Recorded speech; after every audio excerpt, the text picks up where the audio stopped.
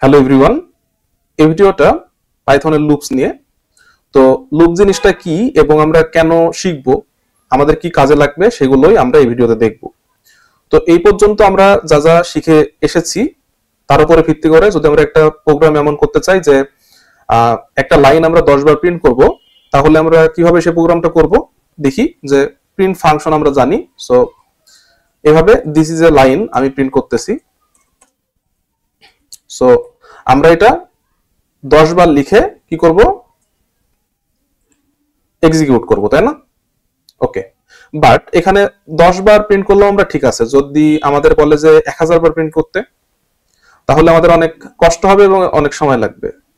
তো আমরা তো প্রোগ্রামার, আমরা কি এই কাজটা করব? আমরা এই বোকামিটা করব? কখনোই করব না, তাই না? আমাদের কাছে যদি অন্য কোনো ওয়ে থাকে আমরা কখনোই এই কাজটা করব না। তো সেই ওয়েটাই হচ্ছে লুপ। লুপ দিয়ে আমরা কি করতে পারি, 2-3 লাইন লিখেই আমরা হাজার হাজার লাইনের এই কাজ করে ফেলতে পারি, ঠিক আছে? প্রিন্টের কাজ করে ফেলতে পারি। তো পাইথনে দুই ধরনের লুপ আছে, একটা হচ্ছে ফর লুপ এবং আরেকটা হচ্ছে হোয়াইল লুপ। ওকে, সো আমরা প্রথমে ফর লুপটা দেখব।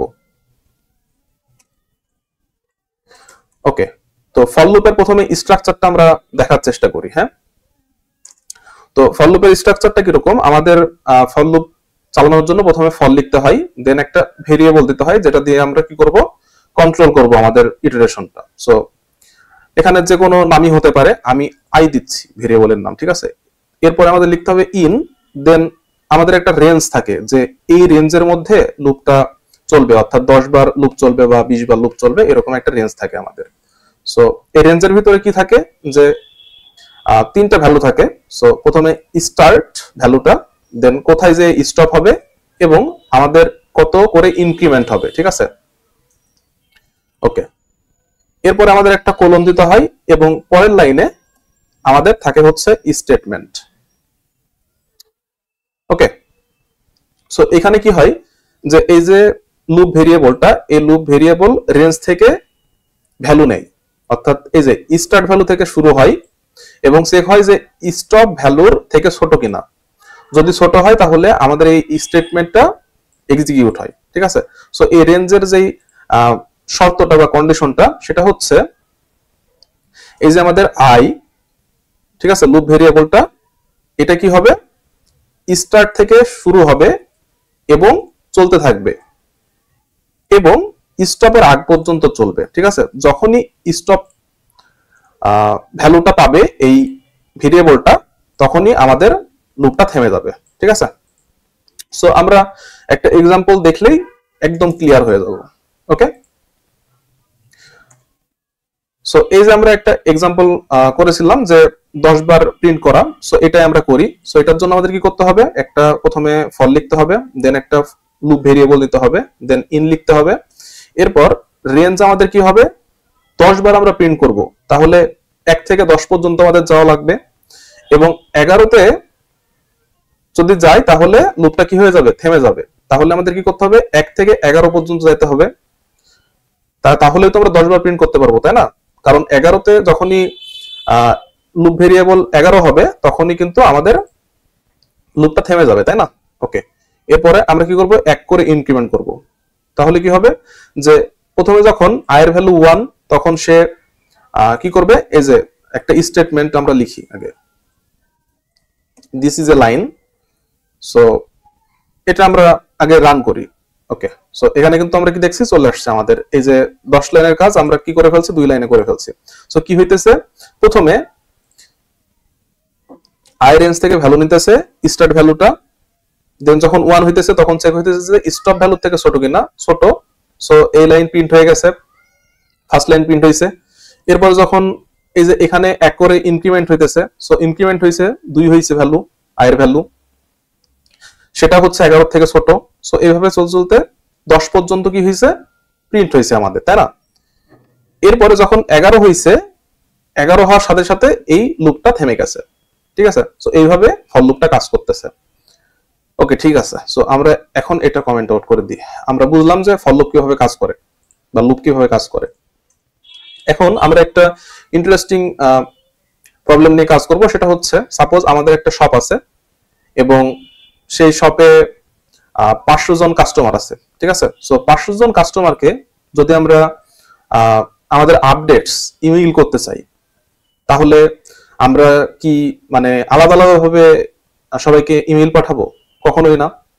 আমরা তো একটা যদি প্রোগ্রাম রেডি করে ফেলতে পারি যে একসাথে 500 জনকে পাঠিয়ে ফেলতে পারতেছে, তাহলে সেটা বেটার না? ওকে, সো সেই প্রবলেমটা বা সেই কাজটা আমরা লুপ দিয়ে করতে পারি, ঠিক আছে। লিস্ট এবং লুপ মিলে কাজটা ভালো হয়, বাট আমরা ফর লুপ যেহেতু শিখলাম মাত্র, সো ফর লুপ দিয়ে আমরা এই কাজটা একটু দেখব। তো শুরু করা যাক। সো আমাদের যেহেতু স্ক্রিন ছোট, 500 জনকে আমরা এখানে দেখাইতে পারবো না, 10 জনকে নিয়ে আমরা কাজ করব, ঠিক আছে। সো প্রথমে আমাদের কি করতে হবে, একটা ভেরিয়েবলের ভিতরে আমরা একটা স্ট্রিং নিচ্ছি। হ্যাঁ, সো ইমেইলের জন্য আমি @gmail.com এটা লিখে নিচ্ছি। ওকে, এরপরে আমরা কি করব, একটা লুপ চালাবো ফর I in range, এবং আমাদের 10 জন কাস্টমারকে আমরা ইমেইল পাঠাইতেছি। সো 1 থেকে 11 পর্যন্ত যাবে এবং 1 করে ইনক্রিমেন্ট হবে। দেন এখানে আমরা প্রিন্ট করব, একটু সুন্দর করে আমরা একটা মেসেজ লিখব। তার জন্য আমাদের একটা জিনিস শেখা লাগবে, সেটা হচ্ছে ফরম্যাটিং, ঠিক আছে, স্ট্রিং ফরম্যাটিং যেটাকে বলে স্ট্রিং ফরম্যাটিং।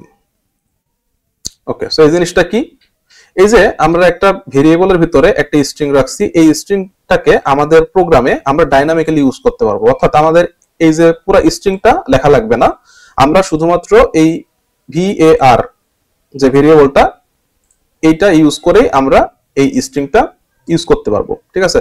সো তার জন্য আমাদের একটু কারসাজি করা লাগবে, সেটা হচ্ছে এখানে f লিখতে হবে প্রথমে, দেন আমাদের ফার্স্ট সিঙ্গেল কোট অথবা ডাবল কোট দিতে হবে, ঠিক আছে। এরপর আমরা একটা মেসেজ লিখছি যে সেন্ডিং ইমেইল টু ইউজার, দেন আমরা হচ্ছে এই যে আই কেও ডাইনামিক্যালি ইউজ করব এখন। ওকে, দেন আমরা ভেরিয়েবলটা var কে ইউজ করব এখানে, ঠিক আছে।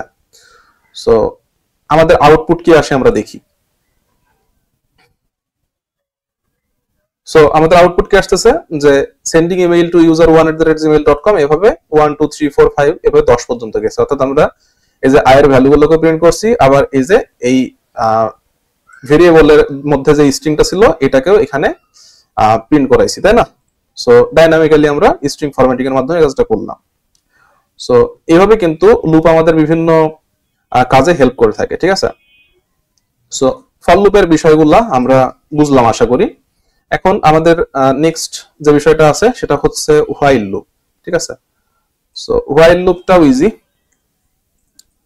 সো হোয়াইল লুপের জন্য আমাদের এই যে লুপ ভেরিয়েবল, এই লুপ ভেরিয়েবলটা প্রথমে কি করতে হবে, এখানে নিয়ে নিতে হবে। সো i = 1 নিতে হবে এখানে, ঠিক আছে। এখন আমরা কি করব, যে 1 থেকে 10 পর্যন্ত আমরা প্রিন্ট করব। হ্যাঁ, সো কি করতে হবে, হোয়াইল লিখতে হবে, দেন আমাদের i যতক্ষণ কি হবে 10 এর সমান অথবা ছোট হবে ততক্ষণ আমাদের লুপটা চলবে, এই কন্ডিশনটা আমরা দিলাম। এবং এখানে আমরা কি করব, প্রিন্ট করব, কাকে প্রিন্ট করব, i এর ভ্যালুকে প্রিন্ট করব।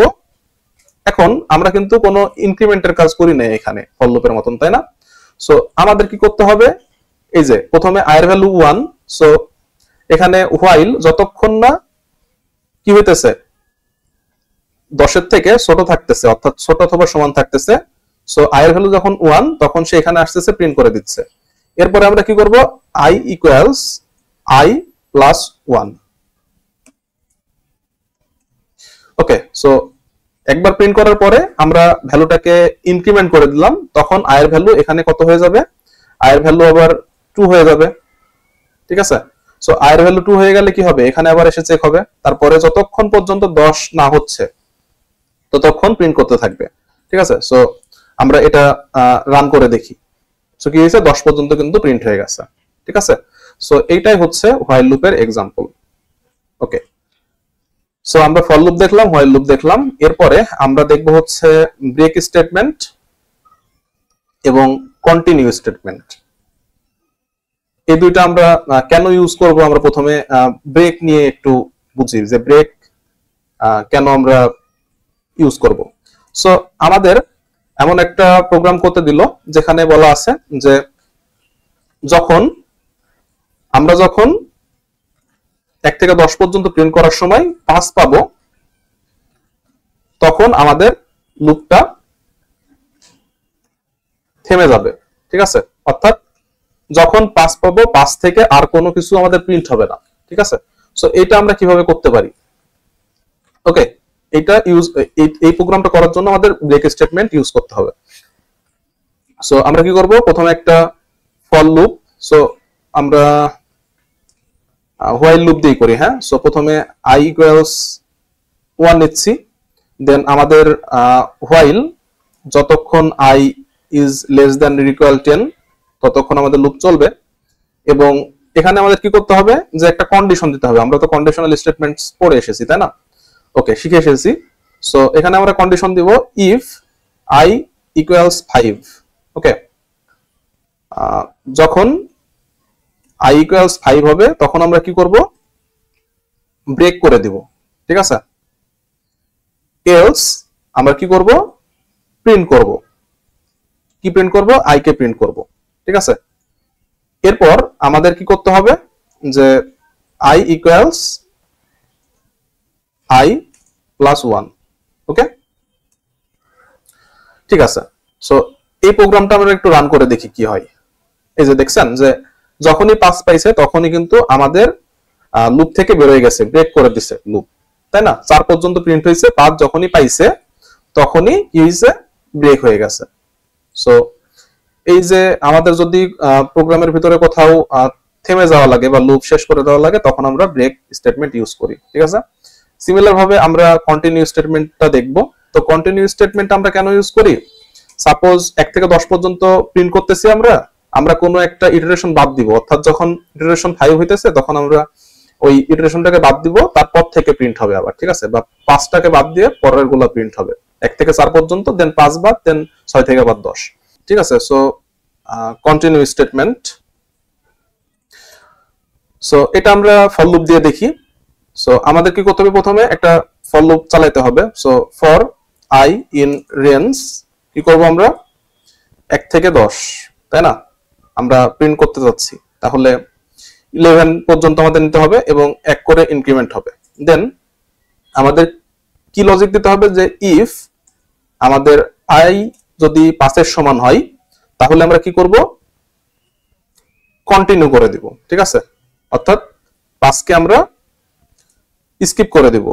এলস আমাদের কি করতে হবে, আমরা প্রিন্ট করব ভ্যালু।